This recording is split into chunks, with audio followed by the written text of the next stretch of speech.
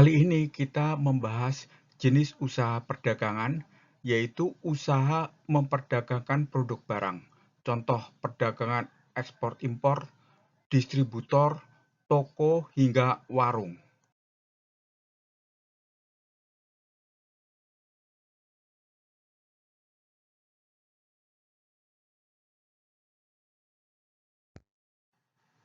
Pada video ini kita akan membahas toko sembako dengan siklus usahanya, sehingga kita dapat menyusun laporan laba rugi.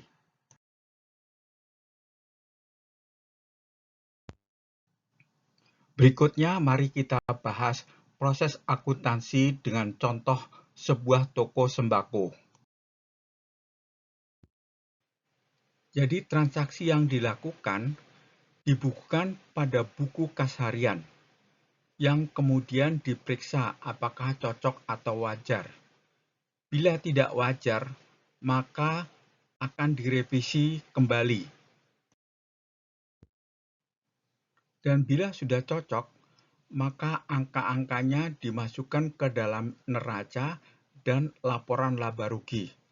Serta laporan laba rugi juga mempengaruhi isi neraca.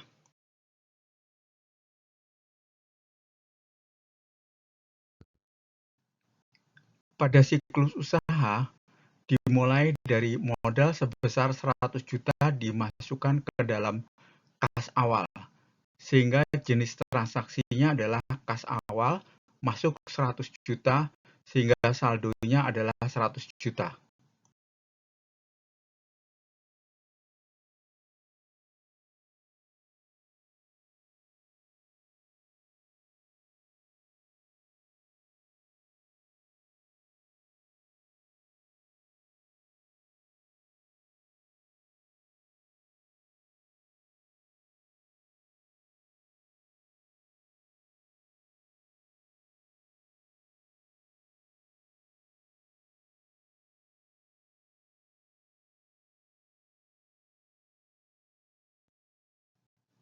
Kemudian pemilik warung melakukan investasi berupa renovasi ruang warung sebesar 10 juta dan membeli perabot berupa lemari, rak, dan sebagainya sebesar 20 juta rupiah.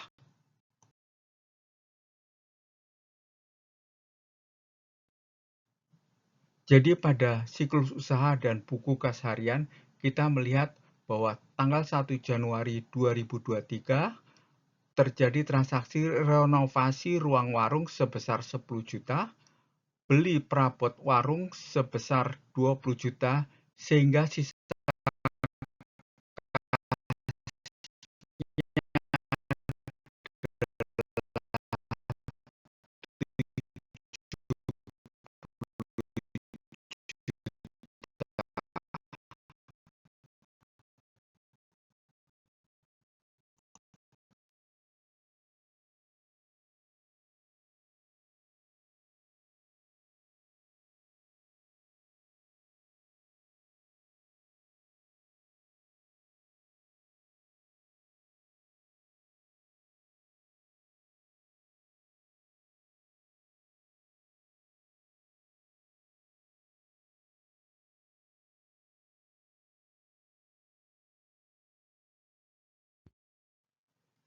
Jadi isi buku kas harian ini adalah sebagai berikut.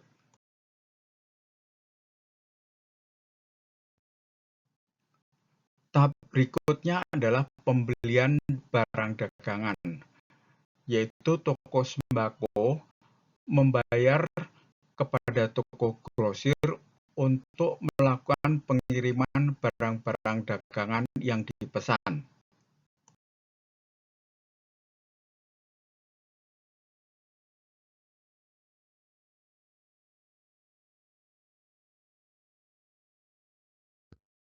Dalam diagram siklus usaha dapat digambarkan sebagai berikut.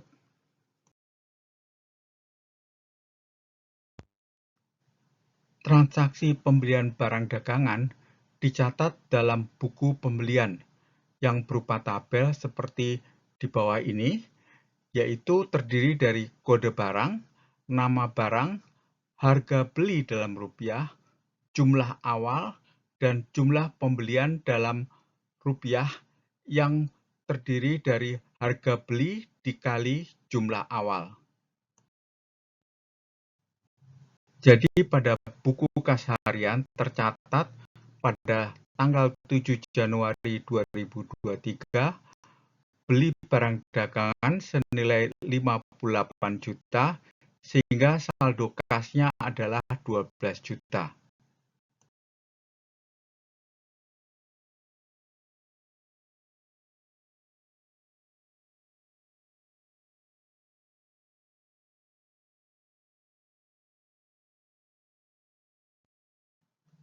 Tahap selanjutnya adalah penjualan barang dagangan yang dilakukan setiap hari dalam 1 bulan, yaitu di mana toko sembako melakukan penyerahan barang dan pembeli melakukan pembayaran secara lunas.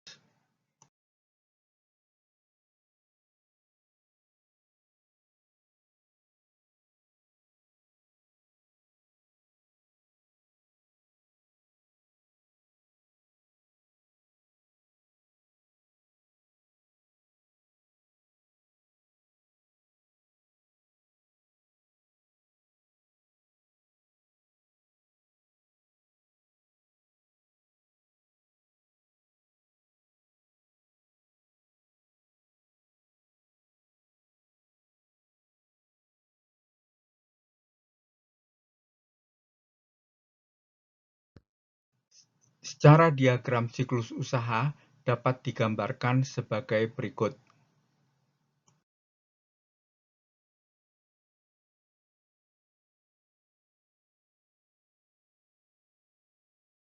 Semua penjualan dicatat dalam buku penjualan yang berupa tabel, yaitu kode barang, nama barang, harga jual, jumlah terjual, dan hasil penjualan dalam rupiah yang merupakan harga jual dikalikan jumlah barang terjual. Nilai hasil penjualan ini akan dicatat pada kolom penjualan pada laporan laba rugi.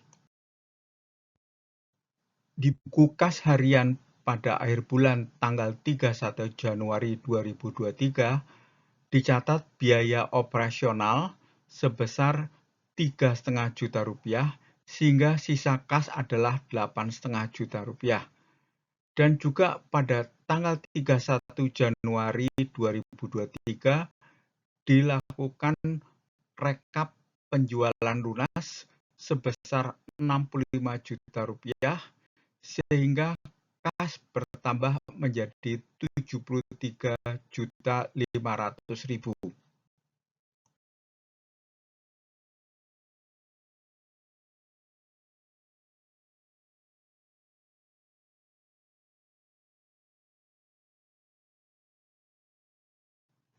Semua barang dagangan dan transaksinya tercatat dalam buku inventory, yaitu berupa tabel yang terdiri dari kode barang, nama barang, harga beli dalam rupiah, jumlah awal, dan barang yang terjual, dan sisa stok, yaitu jumlah barang awal dikurangi jumlah barang terjual, dan sisa stok yang merupakan harga beli dikali jumlah barang sisa stok, serta hasil nilai sisa stok ini akan dicatat pada kolom inventory pada neraca.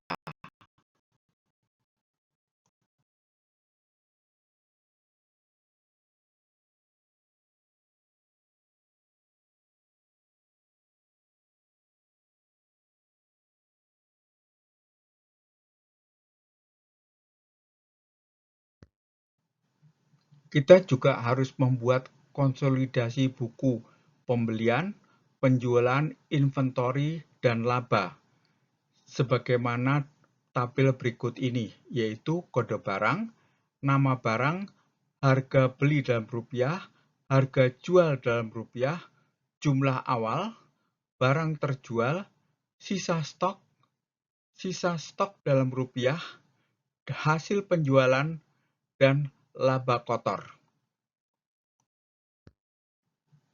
Kemudian nilai sisa stok ini akan dicatat pada kolom inventory pada neraca. Sedangkan nilai hasil penjualan ini akan dicatat pada kolom penjualan pada laba rugi. Dan nilai laba kotor ini juga akan dicatat pada kolom laba kotor pada laporan laba rugi. Sekarang banyak dijual aplikasi pencatatan ini untuk mesin kasir, komputer, ataupun handphone. Tahap selanjutnya adalah penyusunan laporan laba rugi dari buku kas harian, dimulai dari penjualan, kemudian harga pokok penjualan didapatkan dari buku penjualan, yaitu harga beli kali jumlah barang terjual. Penjualan dikurangi harga pokok penjualan sama dengan laba kotor. Kemudian dikurangi biaya operasional sama dengan laba operasional. Dan ditambahkan pendapatan lain dan dikurangi biaya bunga, maka kita mendapatkan laba prapajak. Setelah dikurangi pajak, kita mendapatkan laba bersih.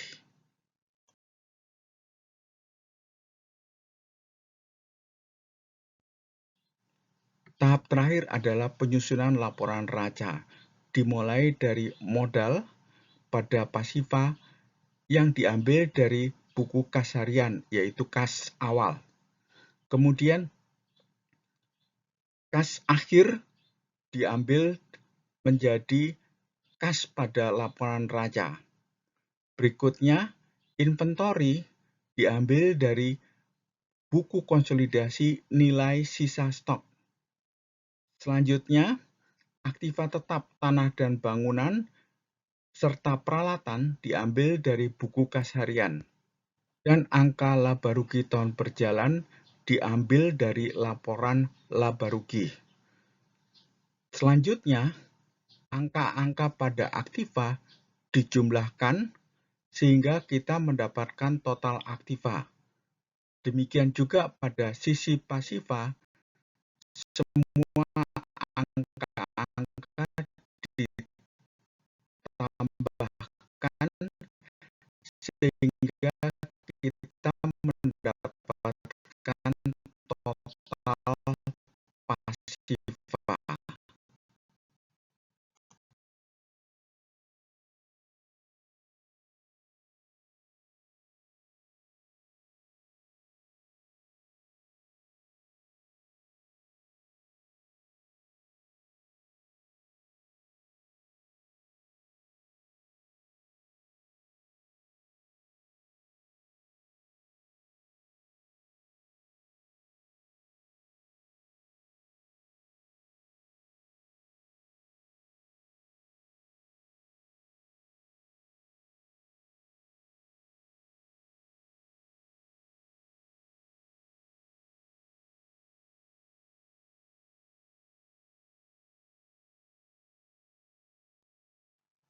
Nah, inilah hasil kita menyusun laporan neraca dan laporan laba rugi.